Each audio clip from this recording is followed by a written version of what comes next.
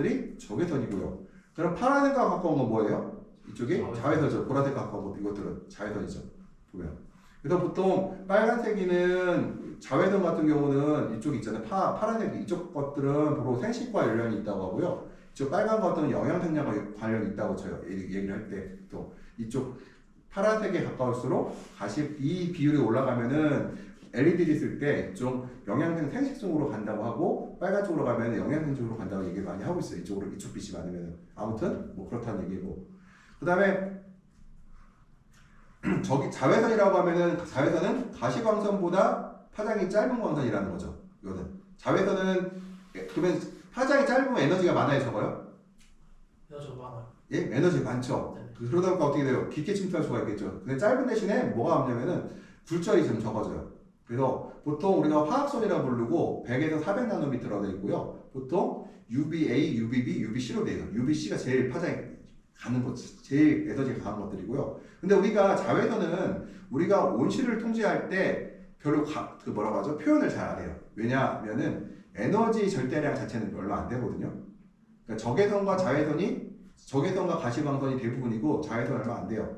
그리고 우리는 뭐 가시광선에서 자외선을 얘기를 할 때 뭐 보통 벌과 관련이 있다고 하는데 보통 저희는 뭐 유리 온실에서는 벌이 일을 안 한다 뭐 얘기가 있었는데 실제로 뭐 그렇진 않거든. 잘하고 있는 거 봐서는 뭐 약간 그러니까 자외선이 없으면은 방향성을 잃는다고 하더라고요. 근데 실제로 온실에서는 그런 일이 없는 거 보면은 큰 일이 없이 그냥 잘 사용하고 있는 걸 봐도 큰 문제는 없는 걸로 보여요. 일단은 보통 우리가 이제 하나 상식적으로 알아둘 거는 SPF가 있고요, PA가 있는데요. UVB하고 UVA라는 거예요. 이게요. UVB는 30이라는 거는요. 우리가 화상을 입는데 30배 지연시킨다. 그러니까 30이라는 건 뭐예요? UVAB를 97% 차단한다는 얘기고요. 사회적 등급장관에서 이게 이제 하나가 있고 두 개가 세 개가 있는데 두 개는 4배 지연시키고 세 개는 8시간에서 16시간 지연시킨대요. 그러니까 두 개가 있다는 얘기는 내가 UVA 같은 경우에 보통 내가 1시간이면은 탈 거를 한 4시간 정도 있어야 탄다는 거. 그냥 상식적으로 알아둘 얘기고요. 여기서 이제 주의할 게 아니라 참고적으로 알아야 될 게 이 자외선 차단제 안에 보면 미세 알루미늄 가루가 들어간 거 아세요? 두 가지가 있어요. 어떤 거는 미세 알루미늄 가루가 들어간 거 있고 어떤 거는 거기다 그런 화학물질이 들어있어갖고 이게 자외선을 받으면 얘가 분해되면서 에너지를 그 분해되는 데 사용되는 그런 특성의 자외선 트랩이 있거든요. 그러니까 왜 그러냐면은 알루미늄 가루는 치매를 유발한다고 그러고 뭐죠? 이게 화학적 그런 벤젠무리로 된 것들이 있어요. 벤젠무리로 된 물질들은 사람한테 암을 유발시킨다고 하더라고요. 아무튼 그렇다고 하더라도 자외선 쐬인 것보다 암이 덜 걸리겠죠. 그런데 그 알루미늄 가루 같은 경우는 저기가 많이 있어요. 우리도 써고 있어요. 온실 산업에서. 그리고 썬팅할 때 우리가 원래 알루미늄 가루가 쇠가루가 있다는 건 뭘까요? 금속 반사가 있다는 얘기는 열 차단을 잘한다는 거예요. 그래서 지중해에서 사용되는 비닐 중에서는 알루미늄 가루가 포함되어 있어요.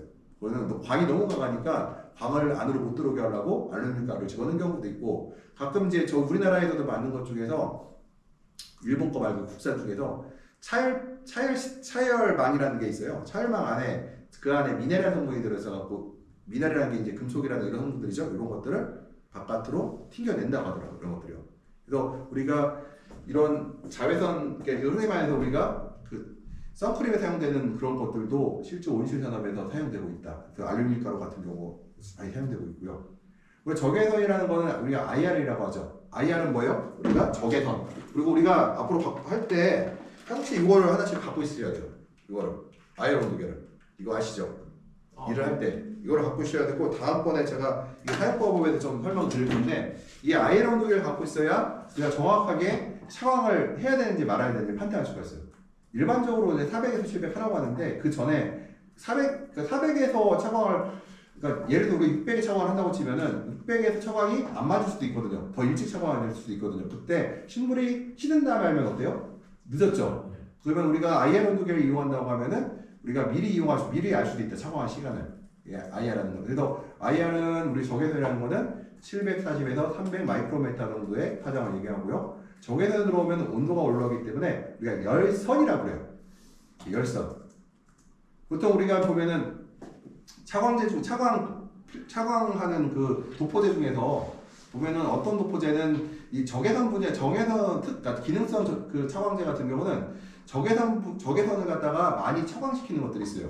가시광선보다 예를 들어서 가시광선은 20%, 뭐 적외선은 40% 정도 차광하는 그런 도포제들도 있어요. 좀 가격 비싸긴 하겠지만 이런 것도 기능성이 있다. 왜냐면은 이 적외선이라는 거는 온실의 온도를 올리는 데만 역할을 하고 또는 식물의 증산을 유도하는 데만 역할을 해요.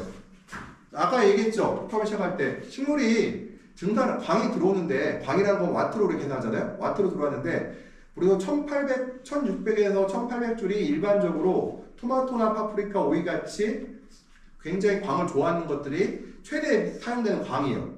에너지 양이에요. 1600, 1800 정도가 1600에서 1800줄이 뭐예요? 그게 이제 센치 제곱미터죠. 이 정도 에너지가 우리가 최대한 필요한 양인데 이것이 초과되는 것들 어떻게 될까요? 식물이 쓸데없는 증산하게 되죠.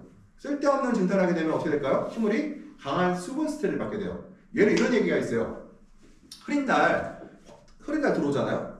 광의 질은 좋다고 그래요. 광의 양은 부족한데. 광의 질이 좋다는 건 뭐 뜻일까요? 광의 양은 부족한데? 왜냐면은 들어오는 것 중에서 열선이 양이 적고 가시광선의 양이 파가 더 많대요.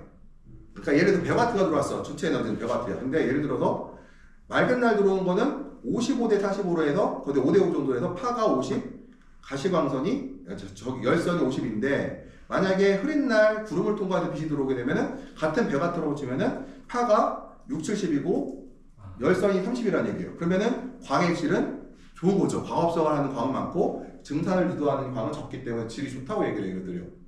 그래서 이게 우리가 이제 어떤 책에서 보니까 그런 게 있었거든요. 흐린 날 광이 좋다 얘기를 하는 그런 책이 있어요. 유럽 책이 네덜란드 책에 그런 얘기 있었거든요. 근데 이해가 안 가잖아요. 거기서 말하는 거는 양을 얘기하는 게 질 자체는 좋다는 거예요. 질 자체는.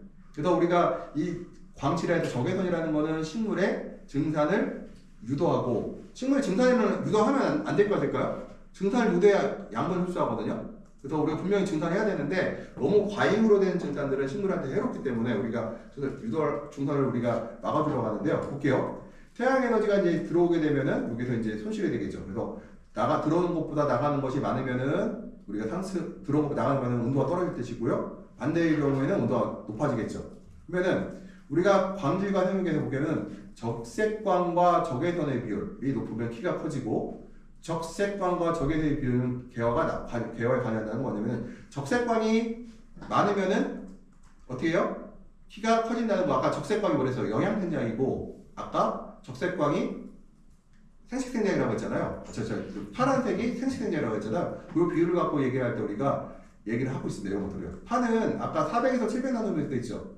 파가 400에서 700나노미터 되는데 보면은 가시광선이 얼마예요?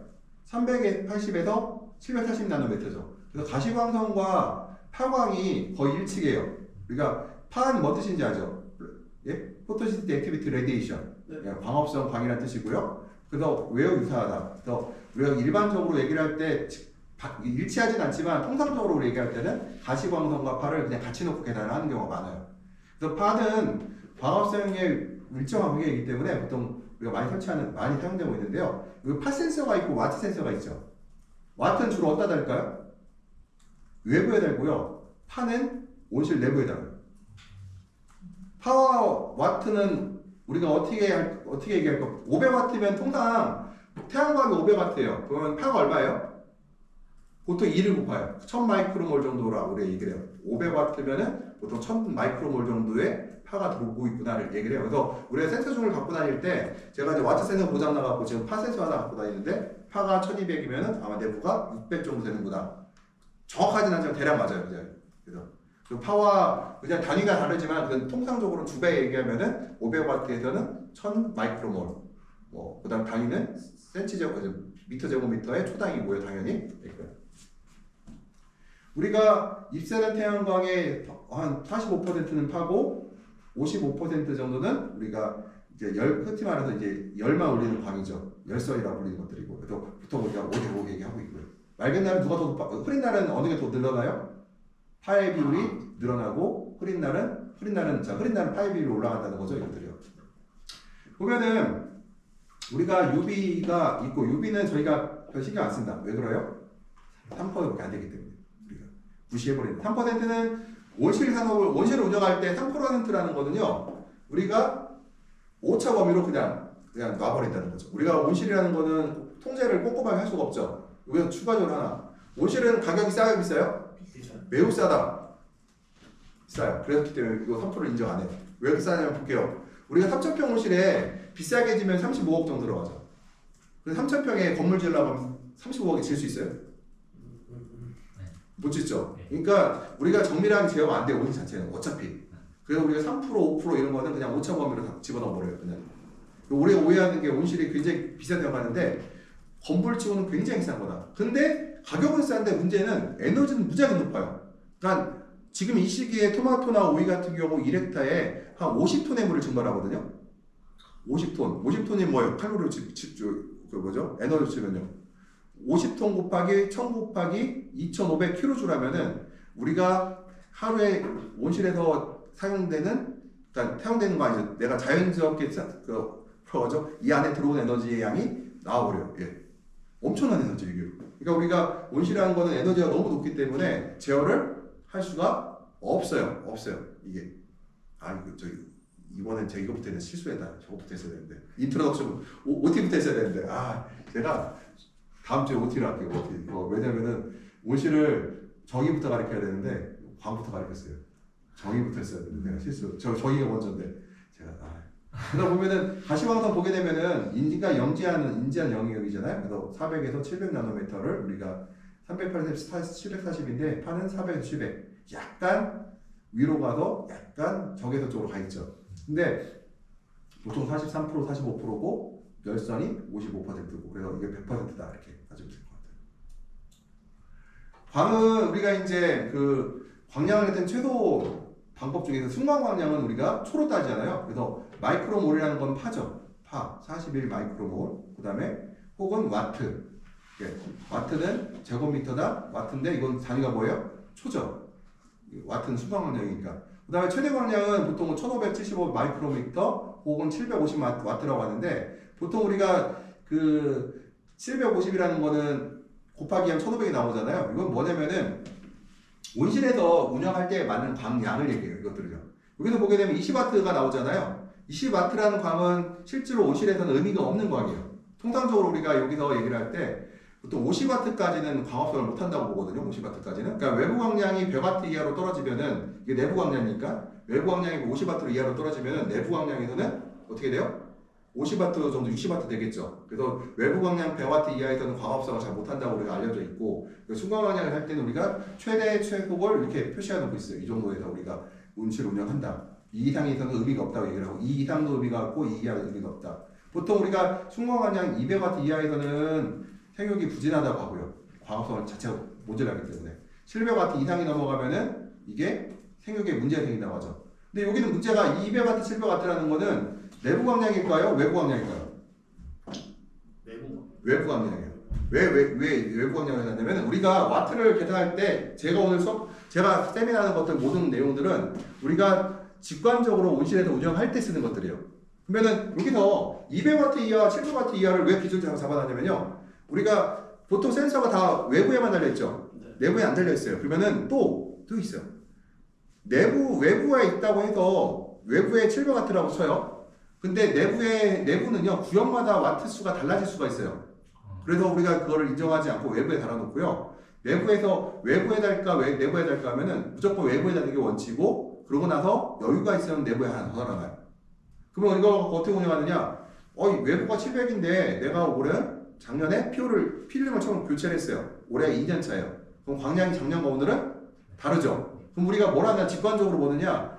지금 와트 수에 비해서 식물이 어떤가? 아니 예를 들어 700와트인데 예를 들어 작년 같으면은 100줄에 물 한 번 들어가니까 배지 무게도 적당하고 잘 괜찮았어. 그랬더니 올해 봤더니 100줄에 물 한 번 100cc 들어가니까 배지가 좀 무거워지는 것 같고 물이 많다고 식물체가 표현을 하고 있어요. 그럼 어떻게 해요? 우리가 광량을 좀 더 높이거나 110에 100이 들어가게 하거나 아니면은 물량 자체를 100줄에 70이 들어가게 하거나 바꾸겠죠. 우리가 그런 과정을 통하는 거지. 그러니까 이 센서라는 거는 바깥광이 이제 중요한 거죠. 바깥광을 중심으로 해서 내부를 지지하는데 일단은 이 정도면은 700W라는 얘기는 뭐냐면 내부 광량이 한 500W 정도를 얘기를 해요. 우리가 500W가 넘어가면은 이미 식물체들이 스트레스를 받기 시작하거든요. 예, 그 다음에 200W라고 하면 내부 광량이 한 150W, 한 120W 되겠죠. 그 이하로 떨어지게 되면은 또 우리가 이제 문제가 시작돼요. 200W라는 거는 외부 광량이 300W 정도일 때이기 때문에 실제로 겨울철에는 300W라는 거는 한낮에 뭐 11시, 12시, 1시를 빼고는 300W 나오기도 어려워요, 사실은. 겨울철에는요. 그러니까 그래서 우리가 이 순간 광도를 보고 평가하는 거는 이거 볼게요. 약한 생용, 강한 생용, 짙은 엽색, 짧은 형식 뭐 이렇게 쭉 나오잖아요. 이거를 이렇게 말로 표현했는데 평가를 할 수 있어요? 평가를 못하죠. 우리가 평가를 못하면 아무것도 할 수 없다. 그러니까 지근광이 충분한지 지근광이 센지 약한지를 알려면은 식물을 평가할 수 있어야 돼요. 그러니까 식물을 평가할 수 없다는 얘기는 평가를 내가 온실을 통제할 수 없다는 얘기가 돼요. 그래서 우리가 실제로 요즘에 뭐 방송에서 하도 뭐 나오면서 뭐 스마트팜 하니까 식물체가 실제로 뭐 온실을 컴퓨터가 농사를 저어주는 것을 생각하는데 컴퓨터는 보조도구잖아요. 결과적으로 사람이 식물을 평가할 수 있어야지만 부담 통제 가능해요. 지금의 온도가 예를 들어서 제가 아까 칼로리를 얘기를 했어요. 칼로리는 광이고 광이 너무 안 되겠지. 일정 광이라고 하고 그 광을 갖고서 사용하는 것은 우리가 운동을 하거나 움직이는 것들이 운동을 하는 것들이 움직여서 칼로리 소모하는 것들이잖아요. 근데 현재 얘가 칼로리가 부족한지 부족하지 않은지는 뭘 보고 판단해요? 식물의 생육을 보고 판단하죠. 그리고 또 하나 또 앞으로 또 볼 게 있어요. 앞으로 얘가 어떻게 될 건가? 앞으로 강광기로 가냐 약광기로 가냐를 판단해갖고 우리가 조절을 해야 되는데 그러려고 하면은 우리가 작물에 대한 평가를 할 수 있어야 돼요. 그래서 이런 얘기가 있어요. 어떤 책에서 봤던 이런 얘기를 하더라고요. 식물의 언어라는 얘기를 하면서 식물의 언어를 대해서 얘기를 하면 이런 얘기를 해요. 센서 값으로 식물이 무슨 얘기를 하는지 식물이 필요한 것을 알 수는 없다. 작물의 형태를 보고 우리가 식물이 필요한 것을 알아내야 되고 단지 센서 값은 정기적 신호이고 기준점이라는 거죠. 예를 들어서 지금 내가 700W에서 차광을 했음에도 불구하고 세력이 강하다. 그럼 700W가 차광의 적정 온도 광인가요? 조금 더 올려도 된다는 얘기예요. 내가 500W, 600W에서 차광을 했음에도 불구하고 얘가 수분 스탯을 받는 형태다. 그럼 어떻게 해요? 그보다 낮춰야 된다는 얘기죠. 이것들이. 그래서 우리가 그것도 그렇긴 하지만 우리가 기술적으로는 600에서 700W 상에서 오이나 토마토나 파프리카가 최성기 때 차광이 들어간다고 해요. 일반적으로. 그 정도면은 기준점을 잡아놓고 있어요. 이렇게요.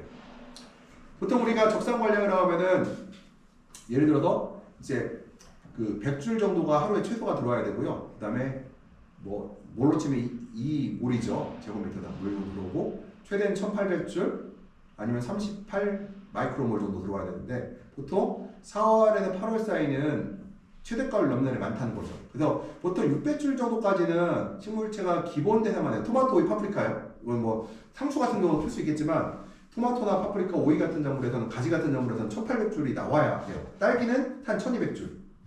토마토나 파프리카가 딸기보다 광 요구가 훨씬 강해요. 그리고 또 하나 토마토하고 토마토하고 파프리카가 오이가 광이 더 요구된 데잖아요. 내가 축구가 6m짜리 유료질이다. 딸기 심을 거예요? 토마토 심을 거예요? 토마토 심죠. 딸기 심으면 바보예요. 왜? 그냥 그럴 것 같으면 축구 3.5짜리 비닐무실 짓지 뭐하러 거기다가 그렇게 줄 이유가 없죠 전혀. 예. 그래서 우리가 참고로 얘기할 때 광량에 따라서 우리가 온실의 구조를 만들어야 되는데요. 예를 들어 방울토마토, 일반 토마토가 있어요. 방울토마토는 일반 토마토에 비해서 광 요구량이 떨어져요. 한 1500만 돼도 충분히 커요. 그러면은 내가 광 투과율이 좋은 유리 온실이에요. 그럼 뭐 줘야 돼? 거기다가 일반 토마토 줘야죠. 근데 내가 거기다 방울토마토 넣어주면은 뭐 안 되는 거야. 잘 되긴 되겠지만 굳이 내가 그러면은 일반 플라스틱 온실 줘도 충분한데 그리고 우리가 통상 방울토마토가 일반 토마토에 비해서 훨씬 더 환경에 강해요. 일반 토마토와 예민하고 환경이 불량해도 방울토마토는 기본적으로 살아요. 큰 토마토는 환경이 불량하면 생산이 떨어지거든요. 그럼 내가 볼 때 방울토마토는 환경이 좋은 시를 심어야 돼. 큰 토마토는 환경이 좋은 시 심어야겠죠. 왜들이요? 그리고 우리가 800줄이 더 정상생육이 가능하고 1800줄에서 생산이 많고 1800줄 들어가면은 오히려 식물에 나쁜 영향을 주겠죠. 근데 여기 광이라는 거는 식물의 최성기 기준이에요. 그러니까 토마토는 8화 정도 되고 오이는 심은 지 한 달 정도 돼서 수확이 여기까지 달려서 수확을 본격적으로 시작할 때 한 8마리, 9마디, 10마디 수확할 때의 광이 1800줄이라는 뜻이에요. 이게요. 1800줄. 그러면은 내가 이렇게 할게요. 1800줄인데 오이하고 토마토와 비교했을 때 누가 물을 더 많이 줄까요? 같은 광량에서. 오이가 물을 많이 줘요. 왜 그럴까요? 에너지 보존의 법칙에 의하면은 보세요.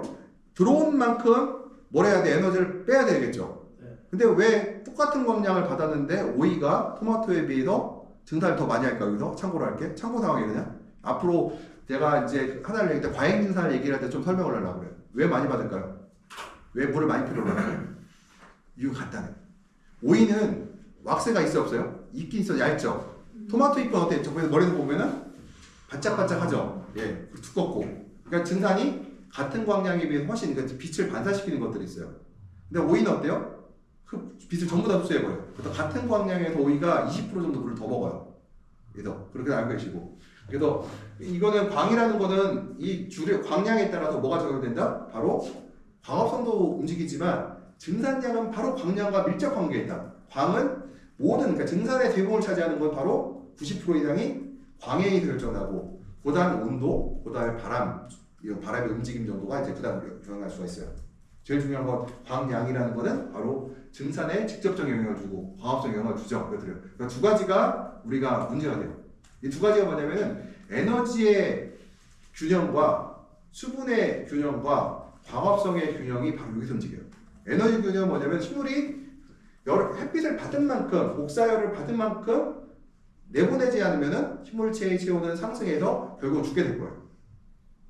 그러니까 물도 마찬가지죠. 내가 햇빛을 받은 만큼 증발해야 되는데 물을 내가 흡수를 하잖아요. 그걸 만약에 흡수한 물이 들어온 에너지만큼 물을 흡수하지 못한다고 하면은 식물체가 증발을 못해서 죽게 되겠죠. 말라 죽게 되겠죠. 그래서 광합성 생물도 마찬가지로 광 자체가 너무 약해버리면은 자기가 호흡량을 감당하지 못하게 되면 어떻게 죽겠죠. 저희 집에서 가끔 일이 발생한 중에 하나가 애엄마가 가끔 뭐 벌레 잡는다고 화장실에다가 화분을 갖다 놔. 그리고 한 20일 지나면은 애들이 해롱해롱 하다가 죽겠죠. 왜 죽어요? 그 뿌리에 있던 양분을 다 소모하고 나면은 이제 굶어 죽는 거죠, 이제. 그런 일이 발생할 수 있다는 거겠더래요. 보통 우리가 광량이라고 하는 순간광량 곱하기 길이를 갖고도 얘기를 하고요. 수광량이 부족하면 생육이 줘야 되고 광량이 1% 증가하면은 생산성이 1% 증가한다고 하는데 수광량이 과다하면은 일수면에말하고 생육이 저도한다. 생육이 왜 저도할까요? 바로 과잉 증산에 의해서 물을 너무 빨리 땡기기 때문에 우리 생육이 저하가 돼요. 그러니까 식물이 같은 광을 받을 때 증산량이 적을수록 좋아요. 적을수록 좋다는 거는 최소 증산량이라는 건 있어요. 근데 일단 햇빛이 들어와서 충분히 광합성을 충분히 했다는 얘기는 최소 증산은 넘어갔다는 얘기거든요. 그 증산이 넘어간 상태에서는 비록 열선이 적은 것이 유리하다는 거죠. 그다음 아까 광의 질을 얘기할 때 흐린 날하고 맑은 날 얘기할 때 흐린 날이 절대 양은 많은데 맑은 날 흐린 날은 질이 좋다고 했죠. 뭐가? 파의 비율이 높기 때문에 그랬죠. 그래서 우리가 기온보다 여본이 2도 이상 높으면 복사율이 너무 많은 것이고 굴랍의 연물 측정에서 자라난다. 그래서 우리가 볼게요. 내가 IR 온도계로 측정을 했어요. 여본이 공기 온도가 높다. 그런 얘기 뭐예요? 햇빛이 너무 강하다는 얘기죠. 이건 2도라고 했는데 2도 아니에요. 2도도 될 수 있지만 저 같은 경우는 같아지면 처방을 치라고요. 여본과 공기 온도가 같아지는 순간 빨리 쳐야 돼요. 아니면은 한 1도 이하일 때 치던가. 그리고 이게 또 예를 들어 여본이 한 공기 온도가 30도인데 여본이 25도인 건 좋을까요? 굉장히 그것도 안 좋아요. 그러니까 생물이 살아가는데 문제가 없는데 우리는 과체류에서는 과일의 품질에 영향을 줘요. 여본과 공기 온도가 너무 차이가 나면은 그럴 때는 또 과잉 증산이라고 해요. 뭐냐면 물을 갖다가 과일로 보내지 않고 전부 다 잎으로 보낸다. 그러면 잎의 과일에서 어떻게 될까요? 과일이 작아지고 배꼽서가 나오고 달아지고. 그러니까 과일이 작아지면 우리가 뭐가 문제가 돼요? 또 오이에서는 오이가 쉬어지고 그러면 상품성이 없어지게 되겠죠. 이것들이요. 그래서 이거를 얘기를 할 때는 이게 광이 너무 좋으면 좋느냐? 그건 아니라는 거죠. 그 일정 수준의 이상의 광이 초과가 되면 그러니까 식물이 흡수하는 물의 양보다 흡수하는 물의 능력을 초과한 상태가 되어버리면 그때부터는 나쁜 영향을 주게 되고 흡수한 양을 초과하지 않더라도 내가 1리터의 물을 흡수할 수 있는데 빛이 1리터만큼 들어올 만큼 2500kJ이 내 잎에 닿고 있어요. 그래도 문제가 돼요. 왜냐면은 잎이 과일에 비해서 항상 힘이 세거든요. 그러니까 에너지를 왜냐면 과일의 이파리가 면적이 넓잖아요. 최적에 비해서 그러다 보니까 더 많은 에너지를 많이 받아요. 얘가 그러면은 훨씬 땡기기